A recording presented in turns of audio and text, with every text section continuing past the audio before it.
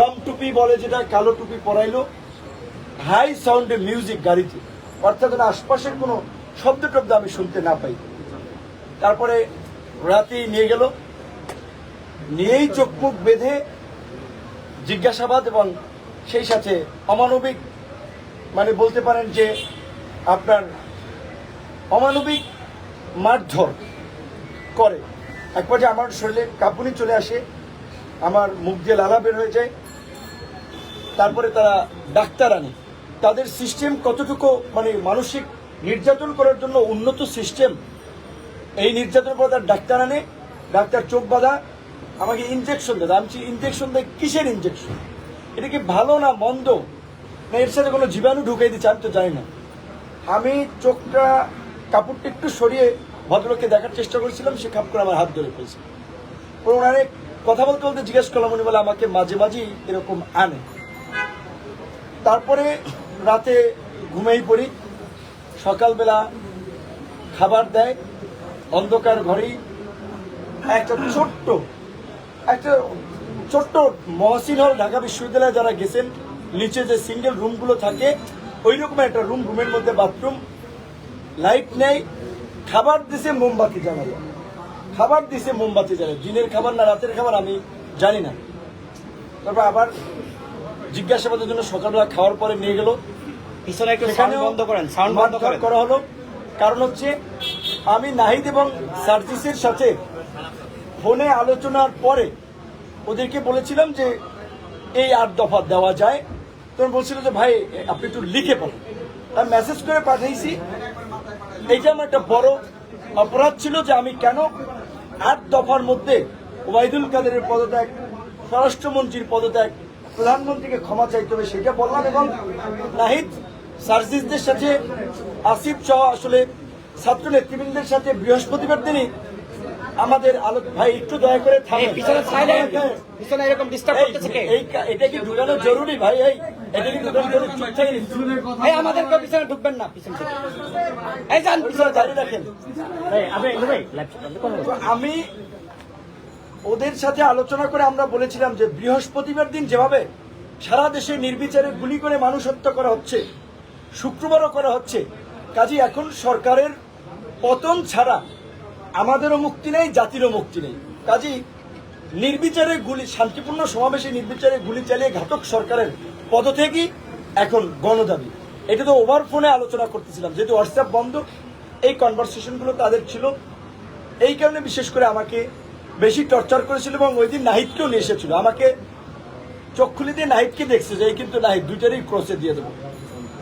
নাহিদের হয়তো আমাকে দেখাইছে চোখ বেঁধে, ওকেও বুঝতে পারেনি, আমি বুঝতে পারিনি, কিন্তু আমাদেরকে যে ক্রসে দিয়ে দেবে এরকম ভাবে, যে কত শত শত মানুষ ক্রস ফায়ারে দিয়ে দিচ্ছে, চোখ মতো দু একটা দিলে কি হবে, তাদের আচরণটা এরকম ছিল। তারপরে আমাকে শুক্রবার দিন নিয়ে সারাদিন, শনিবার দিন পুরো ডে, রবিবার দিন আমাকে 11টার দিকে কিন্তু ডিবি কার্যালয়ে দেওয়া হয়। তখন আমি কুড়িয়ে পুলিশের পায়ে ভর দিয়ে ডিবি কার্যালয়ে আসি। ডিবি কার্যালয়ে ওখানে এডিসি অ্যাডমিন ছিল শাহিন শাহ। কতটা পাষণ্ড! মুক্তিযুদ্ধের সময় আমরা শুনেছিলাম ধর্ষণ করছে, মায়েরা নাকি মেয়েদের বলছে বাবা তোমরা একটু একজন করে আসো, ছোট্ট মেয়ে আমাকে একবার দুপুরে ঝুলাইয়া শরীরে পায়ে মারলো। কেন মারছিলেন? তাদের কিন্তু বেশিরভাগ ক্ষোভ হচ্ছে যে শালা তুই প্রধানমন্ত্রীকে নিয়ে কেন গালিগালাজ করিস, তুই আওয়ামী লীগের আমলে ভিপি হইছস, তুই সরকার উৎখাতের আন্দোলনে কেন তারেক রহমানের টাকায় তারেক রহমানের হয়ে তুই আন্দোলন করস।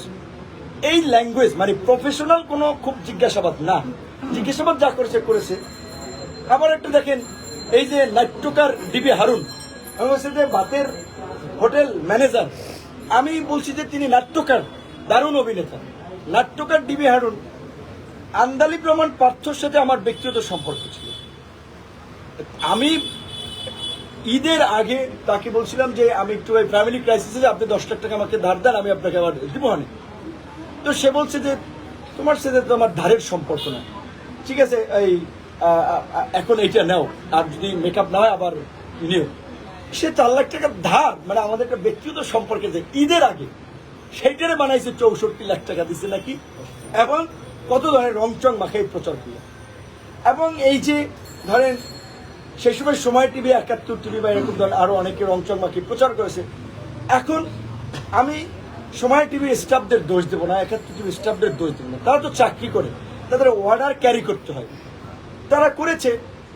কিন্তু বিশেষ করে এই কথাটা এই প্রসঙ্গে চলে আসছে এইখানে, আমি নিজে এখন খুব উদ্বিগ্ন আমার নিরাপত্তা নিয়ে, দেশের ভবিষ্যৎ নিয়ে, যে দেশে যা চলছে এটা তো আর একটু নৈরাজ্য চলছে, এই নৈরাজ্য চলতে পারে না। এখনই মার্কেট দখল, বিল্ডিং দখল, টিভি চ্যানেল দখল, লঞ্চঘাট দখল, খেয়াঘাট দখল, মিল ফ্যাক্টরি দখল, এই যে কোন বাংলাদেশ? এই বাংলাদেশের জন্য কি আমরা বিপ্লব করেছি? আজকে আমরা তরুণরা এই যে এখানে বসে আছে যারা 18 সালে কোটা সংস্কার আন্দোলন করার কারণে মাইরা ককটেল দিয়ে তারে বলছে বিপিনুরা রাশেদ তারে এই ককটেল মিছিলে মারার জন্য গেছে। প্রত্যেকটা এই শাকিলের মতো মানুষকে র্যাব আপনার অপহরণ করে নিয়ে গেছে। অনেক এই যে তরুণরা, আমরা যে 18 সালে কোটা সংস্কার আন্দোলন শুরু করে আমরা যখন বুঝতে পেরেছি যে কোটা একটা চাকরির ক্ষেত্রে একটা পয়েন্ট, রাষ্ট্র সংস্কার না হলে আমাদের মুক্তি নাই, তাই কিন্তু আমরা দেখেছেন আপনারা কোটা সংস্কার আন্দোলনের পরপরই আমরা রাষ্ট্র সংস্কারের জন্য এই গণ অধিকার পরিষদ নামক তারুণ্যের নতুন ধারা রাজনৈতিক দল, জনতার অধিকার আমাদের অঙ্গীকার, আমাদের অঙ্গীকার দেশ হবে জনতার, এই স্লোগানকে ধারণ করে আমরা এই দলটা গঠন করি। আমরা যদি 18-র পরে এই 24-এর যদি নির্বাচনে অংশগ্রহণ করতাম, অনেকের এমপি হওয়ার মতো আপনার ট্যাক্স ফাইল ছিল না, অনেকের বয়স হয় নাই, তাহলে আমরা কেন জীবন দিচ্ছি, আমরা কেন সংগ্রাম করছি? এই যে এই আন্দোলনে ছাত্র অধিকারের কবি নজরুল কলেজের সহসভাপতি, কদমতলী থানার যুগ্ম সদস্য সচিব শহীদ হলো, এই চট্টগ্রামে, রংপুরে, অনেকে, সারা দেশে তো শহীদ হয়েছে অসংখ্য মানুষ। কিন্তু আমি বলছি আমরা কেন লড়াইটা করছি? ছাত্র জনতা, রাজনৈতিক দল তো 17 বছরে এই ফ্যাসিবাদের পতন ঘটাতে পারে নাই, ছাত্র জনতা, আম জনতা পতন ঘটিয়েছে। আর এখন আরেক দল লোক লুটপাট শুরু করে দিয়েছে। আমরা হুঁশিয়ারি দিয়ে উচ্চারণ করতে চাই, এই আওয়ামী ফ্যাসিবাদকে, এই 17 বছরের ফ্যাসিবাদকে আমরা উৎখাত করেছি। আজকের এই নব্য লুটপাটকারীদেরকেও আমরা কিন্তু বাংলার যে যা লুটপাট করেছেন, যেখান থেকে লুটপাট করেছেন সেখানে রেখে যাবেন। এবং বিশেষ করে আমি অনতিবিলম্বে মহামান্য রাষ্ট্রপতিকে বলবো, আজকের মধ্যে অন্তর্বর্তীকালীন সরকারে কারা কারা থাকবে সেই বিষয়ে লিখিত সিদ্ধান্ত জানিয়ে দিন। অন্তর্বর্তীকালীন সরকার গঠন না হওয়াই কিন্তু আইন শৃঙ্খলা পরিস্থিতি এখন নিয়ন্ত্রণে নেই। একটা নৈরাজ্য চলছে, গার্মেন্টস জ্বালিয়ে দিচ্ছে, সোয়েটার ফ্যাক্টরি জ্বালিয়ে দিচ্ছে, ওষুধ কোম্পানি জ্বালিয়ে দিচ্ছে। এই ঔষধ কোম্পানিতে তো হাজার হাজার মানুষ কাজ করে, এই গার্মেন্টস ফ্যাক্টরিতে তো হাজার হাজার মানুষ কাজ করে। ওই ফ্যাক্টরি ধ্বংস হলে, পুড়ে গেলে ওই যারা কাজ করে শ্রমিকদের কি হবে? এই মানুষের রুটি রুজির কি হবে?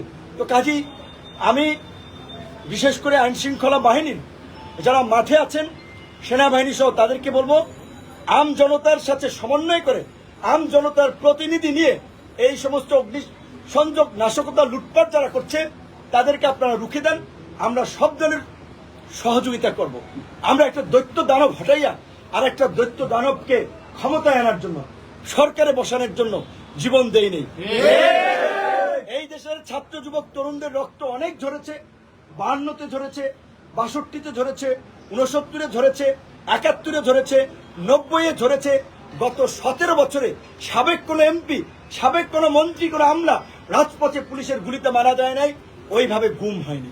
সাধারণ মানুষ, সাধারণ কর্মী তারা গুলি খেয়েছে, রক্তাক্ত হয়েছে, জীবন দিয়েছে। কাজী এই যে এই বিপ্লবের পরে যে নতুন সরকার ব্যবস্থা, নতুন রাষ্ট্র ব্যবস্থা, সেখানে আম জনতার, জনগণের চাওয়া পাওয়ার প্রতিফলন থাকতে হবে। আমরা যারা এই প্রজন্মের রাজনীতি করি, কোটা সংস্কার থেকে এই রাষ্ট্র সংস্কারের আন্দোলন করেছি, এই স্বপ্ন বাস্তবায়ন না হওয়া পর্যন্ত আমরা সদা জাগ্রত আছি। এবং আমাদের অনুসারীদেরকে আমরা পরিষ্কারভাবে বলতে চাই, যার বিরুদ্ধে একটা ব্লেড কিংবা 2 টাকার সুতাও যদি লুটপাটের অভিযোগ পাওয়া যায়, তাকে আমরা নিজের আইন শৃঙ্খলা বাহিনীর হাতে তুলে দেব। সারা দেশে গণ অধিকার পরিষদ, অন্যান্য রাজনৈতিক দল, যারা বিরোধী রাজনৈতিক দল, তাদেরকে অনুরোধ করব, আপনারা নেতা কর্মীদেরকে শান্ত করুন। কারা কি করছে ইতিমধ্যেই কিন্তু সমস্ত ডেটা আমাদের কাছে চলে আসছে। সাংবাদিকরা জানে এই লুটপাট নৈরাজ্য চলতে দেব না, আমরা পরিষ্কারভাবে বলছি। কাজে এত পুলকিত হওয়ার কিছু নাই। কিন্তু মহামান্য রাষ্ট্রপতি মহোদয়কে বলবো, এই যতক্ষণ পর্যন্ত না সরকার গঠন না হয়, উপদেষ্টারা নির্দিষ্ট দায়িত্ব বন্টন না হয়, ততক্ষণ পর্যন্ত আইন শৃঙ্খলা পরিস্থিতি নিয়ন্ত্রণে আসবে না। এই উপদেষ্টা পরিষদ গঠন করেই বিভিন্ন জায়গায় রাজনৈতিক দল, নাগরিক সমাজ, গণমাধ্যম কর্মী সকলের সমন্বয়ে জেলায় জেলায় উপজেলায় কমিটি করে এলাকার পরিবেশ রক্ষা করতে হবে। এই যে আন্দোলন করেছে আমাদের ছাত্র তরুণ, স্কুল পড়ুয়া শিক্ষার্থীরা, কলেজ পড়ুয়া শিক্ষার্থীরা, বিশ্ববিদ্যালয় পড়ুয়া শিক্ষার্থীরা, কয়েকদিন পরে শিক্ষা প্রতিষ্ঠান খুলে দিলে তারা অনেকে ক্লাসে ফিরে যাবে। তাদের তো বছর বছর একেবারে আন্দোলন করা, রাজপথে থাকা সম্ভব নয়। কাজে এখানে গণমাধ্যমের একটা কিন্তু গুরুত্বপূর্ণ ভূমিকা রাখার সুযোগ তৈরি হয়েছে। আপনাদেরকে এইবার আপনাদের পেশাদারিত্ব দেখাতে হবে, আপনাদের প্রফেশনালিজম দেখাতে হবে, আপনাদের সেই ফ্রিডম, অবাধ স্বাধীনতা আল্লাহর রহমতে এখন আপনাদের আছে। কাজে আপনারা এইগুলো তুলে ধরবেন। আজকে ছাত্র, শিক্ষক, অভিভাবক, এই যে যারা পানি এগিয়ে দিয়েছিল, মায়েরা তার সন্তান নিয়ে রাজপথে এসেছিল, ঠিক একইভাবে এই নৈরাজ্য, লুটপাট এবং আগামীতে যেন আমরা একটা সুন্দর বাংলাদেশ বিনির্মাণ করতে পারি, সেই ধরনের একটা জন আকাঙ্ক্ষার রাজনৈতিক দলকে, রাজনৈতিক নেতৃবৃন্দকে সরকারে বসানো, রাষ্ট্র ক্ষমতায় নিয়ে আসা, সেজন্য আমাদেরকে সাপোর্ট করতে হবে। অন্তর্বর্তীকালীন সরকার 3 মাসের হবে না 6 মাসের হবে না 3 থেকে 6 বছর হবে, সেটা রাজনৈতিক